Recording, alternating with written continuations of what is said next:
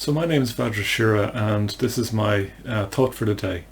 And really it's a continuation of a thought for the day that I gave last week when I was talking about the bardo. So I was talking about how the space that we're in right now really does match up with this Tibetan idea of a bardo. Bardo being a space where our usual lives are interrupted and reality is a bit more close to the surface for us.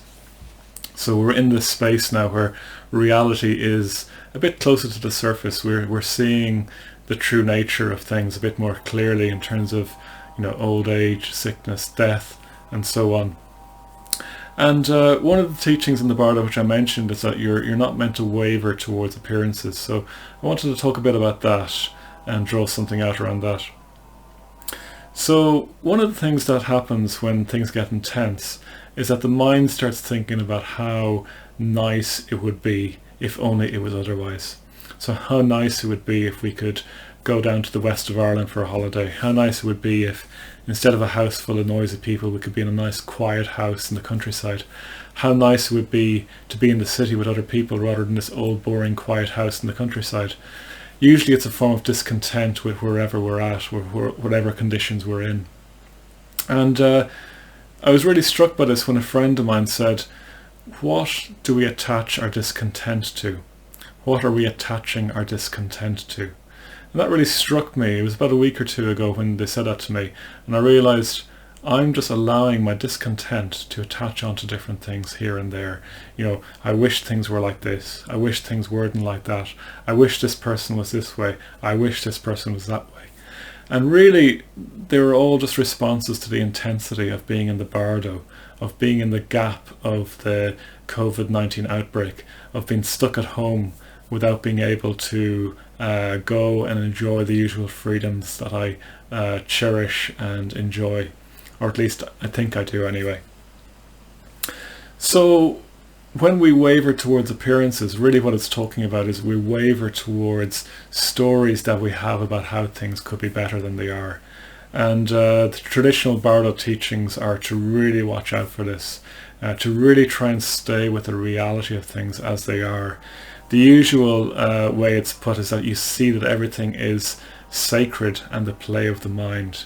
So it's an interesting word, sacred, but how I mean it to how I take it is that it means that, well, everything is of the nature of reality. You can see reality in everything if you look closely enough. So don't waver away from that reality, and don't waver towards appearances like stories you have in your own mind. And in particular, watch out for what you attach your discontent to. When we attach our discontent to something, we're by definition becoming preoccupied with it, and we're not alive to the reality that is there. So anyway, so that's the first teaching that comes, see it all as the play of the mind. The next thing you do is you calm and stabilize your mind so that you don't waver towards these appearances, so that you don't attach your discontent to that and then that and then that. And you especially do this by staying in touch with the positive. So faith, for example, shraddha, confidence in friends, confidence in teachers, confidence in the Dharma. That's how you stabilize your mind. And then see everything as an illusion. That's the third part of the teaching from the Tibetan tradition. And again, I think we have to be very careful about this. It's not that all the suffering out there is an illusion, but rather that we have to see the stories that we get into around all this as illusory and unhelpful. So watch out for wavering towards appearances. Watch out for attaching our discontent to things. And it's very easy particularly to do this right now because our deep-rooted habits are really being brought to the fore. Our tendencies towards irritability, our tendencies towards craving will be really brought to the fore and tested right now. But the thing is, all our habits are being brought to the fore right now, so our ability to see reality is also being brought to the fore. Reality is presenting itself more clearly to us right now. And if we don't attach discontent to things, if we don't think that our happiness lies anywhere else but here, then we're not going to be open to the reality. So there is a great opportunity in this bardo as well for seeing reality more clearly.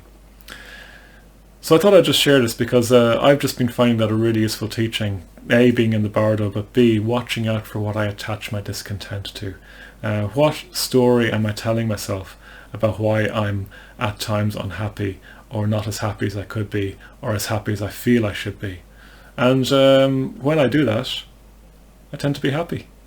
I tend to be a lot happier anyway. I tend to be a lot more in tune with things, because it's actually painful to attach our discontent to things, and it's much more pleasant to live in tune with reality.